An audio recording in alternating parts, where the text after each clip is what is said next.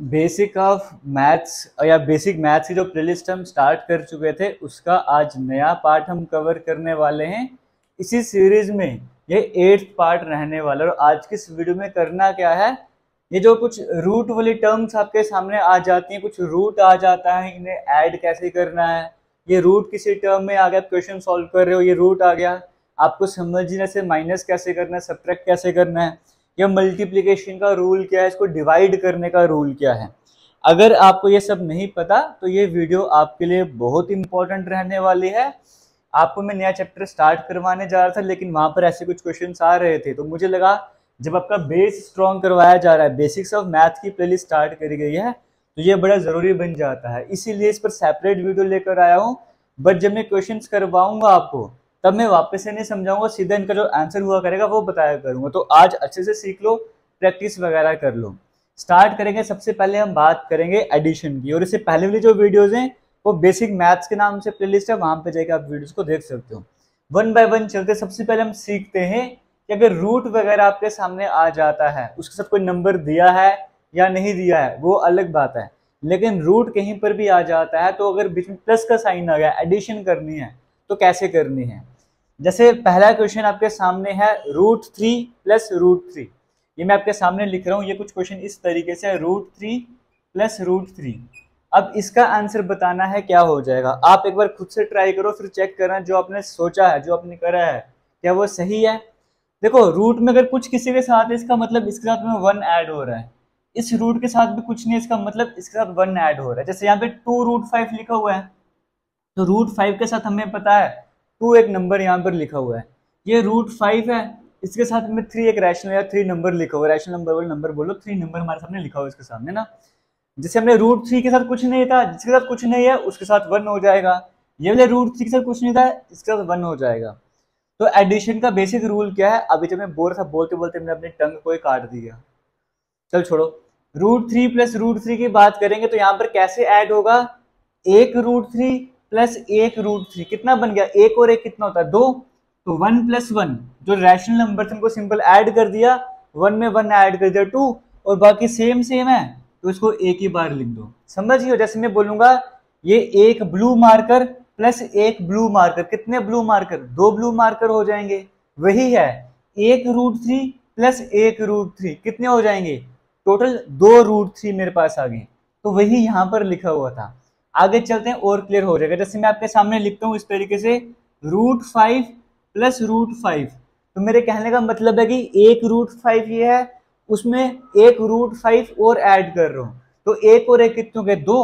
तो मेरे पास टोटल कितने √5 हो गए, 2 √5 मेरे पास आंसर आ जाएगा। तो तरीका आपको यहाँ पर समझ आ रहा हो कैसे इनको ऐड करना है। ये तो हो गया जहां पर कुछ नहीं था, हमने खुद से 1 लगा दिया।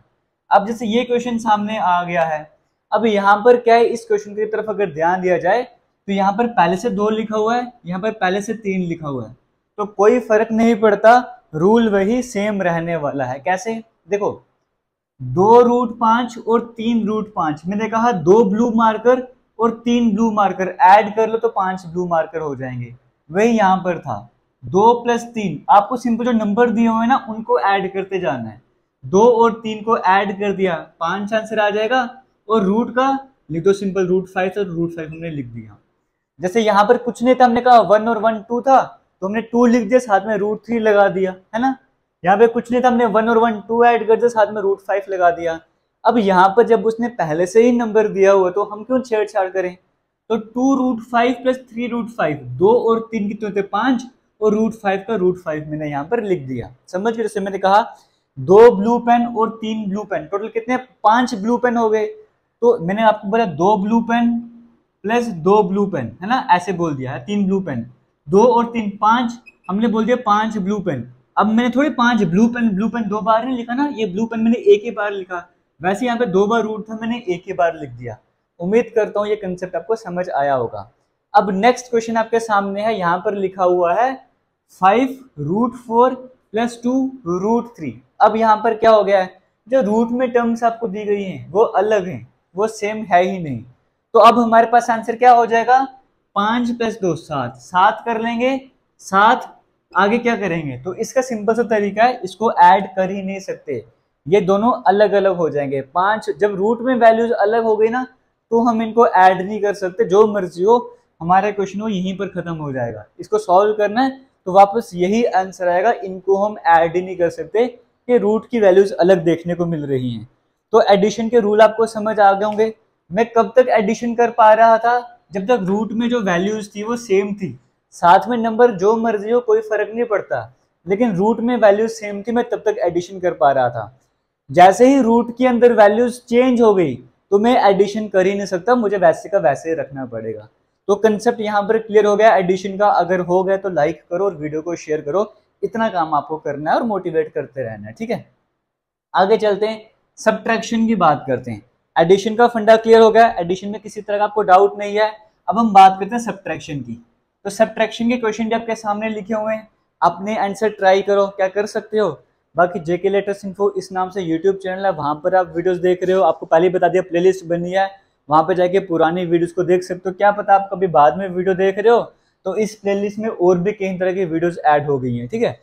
अब सब्ट्रैक्ट करके देखो, √5 माइनस √5 क्या हो जाएगा। तो देखो जैसे एडिशन था ना, एडिशन में हम क्या करते हैं, सिंपल ऐड कर रहे थे, वैसे ही यहाँ पे सब्ट्रैक्ट करते जाना है। √5 माइनस √5, इसका मतलब साथ में कुछ नहीं तो 1 हो जाएगा। तो मुझे बताओ 1 में से 1 माइनस करेंगे 0 हो जाएगा, तो मेरे पास 0 से किसी भी चीज को मल्टीप्लाई 0 बन जाता है, इसका मतलब आंसर 0 आ जाएगा। कंसेप्ट समझ आ रहा है। जैसे वहां पे मैं नंबर्स को सीधा सीधा ऐड कर रहा था, वैसे यहाँ पे सीधा सीधा नंबर को मैंने माइनस करते जाना है, तो साथ में मल्टीप्लाई करना है। तो 0 से किसी भी चीज को मल्टीप्लाई करो 0 बन जाता है, तो 1 माइनस 1 0, तो पूरी टर्म ही 0 बन जाएगी। और एग्जाम्पल लेते हैं, जैसे मैं आपको बोलता हूँ, ये एग्जाम्पल आपके सामने है, ठीक है। यहाँ पर क्या लिखा हुआ है, 8√7 माइनस 5√7। अब इसको कैसे सॉल्व करना है, वही तरीका है, खाली माइनस करना है। 8 में से 5 माइनस करो, कितना आंसर हो जाएगा 3। तो मैंने यहाँ पे क्या लिख दिया 3। बाकी रूट की वैल्यू सेम थी तो मैंने सेम लिख दी। ये वही हो गया, 8 ब्लू पेन में से 5 ब्लू पेन निकाले तो 3 ब्लू पेन बच जाएंगे, वही कंसेप्ट है। तो 8√7 में से 5√7 निकाल, तो 8 में से 5 के 3, ये √7 एक बार लिख दो। आगे क्या है, 6√3 माइनस 2√5। अब यहाँ पर भी देखो रूट में वैल्यूज अलग आ गई है ना, तो आप इसको आगे सॉल्व नहीं कर सकते, इसको यहीं पे रोकना पड़ेगा।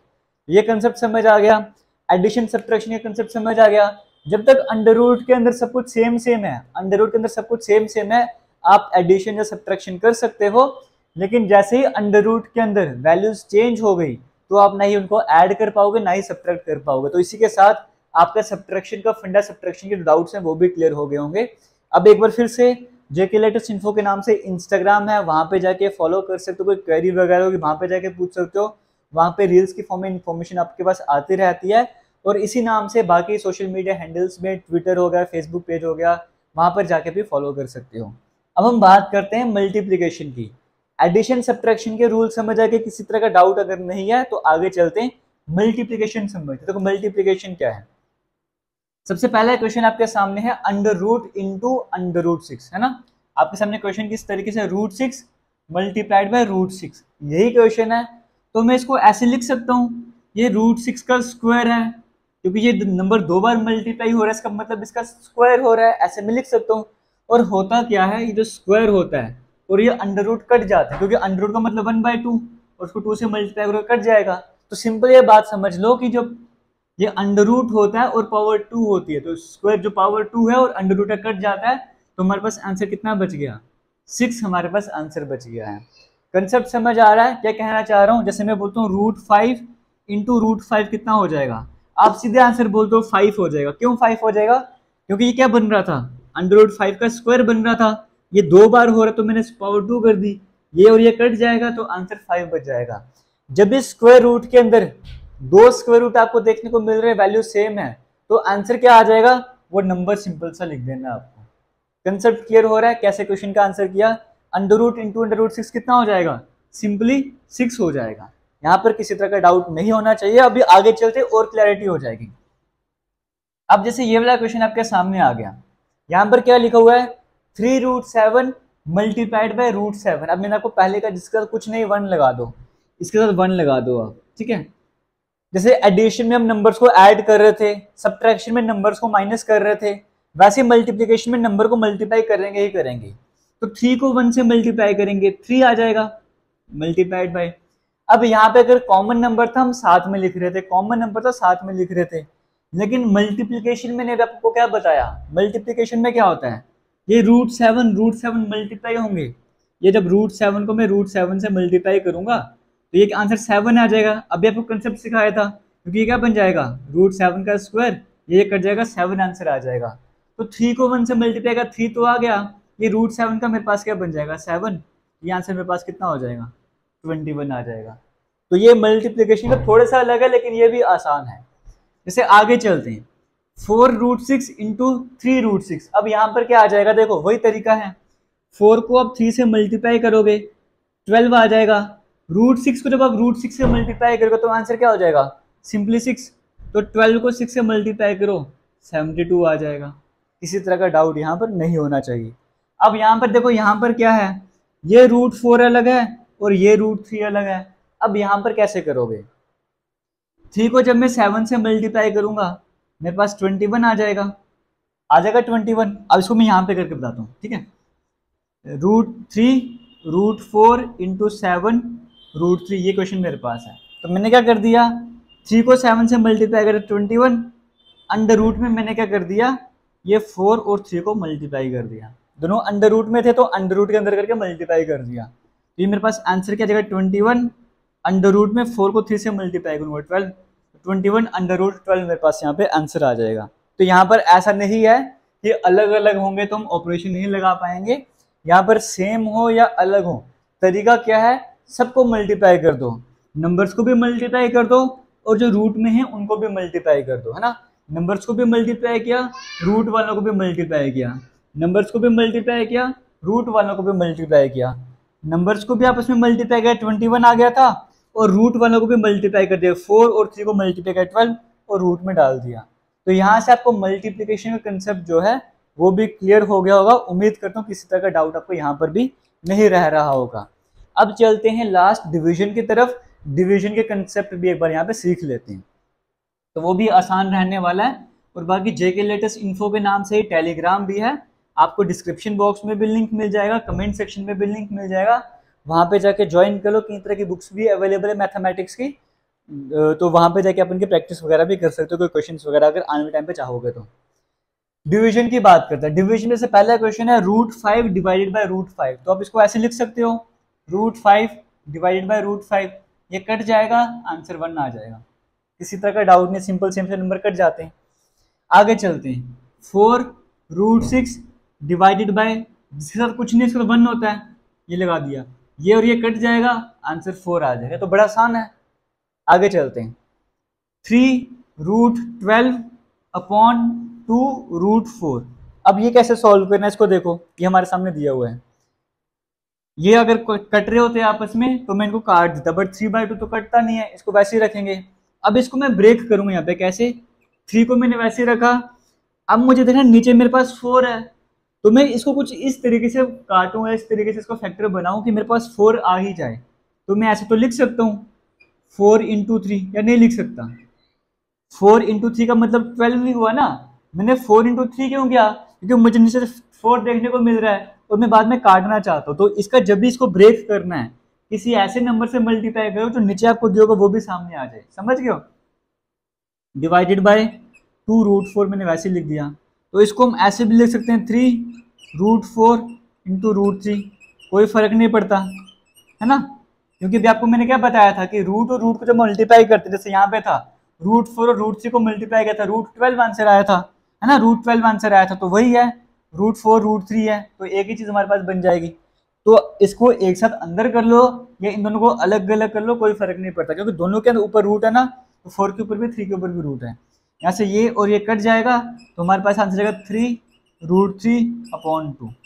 उम्मीद कर रहा हूँ ये वाला कंसेप्ट जो है आपको वो क्लियर हो रहा होगा। जैसे अगर मान के चलो यहाँ पर क्या होता 3 या फिर यहाँ पे तो 4 अपॉन 2 रूट 30, है ना, ऊपर होता 4 रूट 30 अपॉन नीचे था 2 रूट 5, ऐसे होता।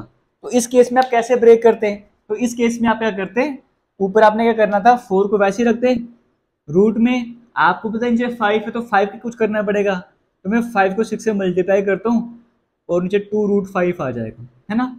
इसको मैं लिख सकता हूँ 4√5 इंटू √6 अपॉन 2√5। ये और ये कट जाएगा, 2 1 जा 2, 2 2 जा 4, आंसर आ जाएगा 2√6। तो ये वाला कंसेप्ट भी आपको उम्मीद करता हूँ समझ आ रहा होगा। फिर भी किसी तरीके का डाउट होगा आप कमेंट सेक्शन में कमेंट करके पूछ सकते हो।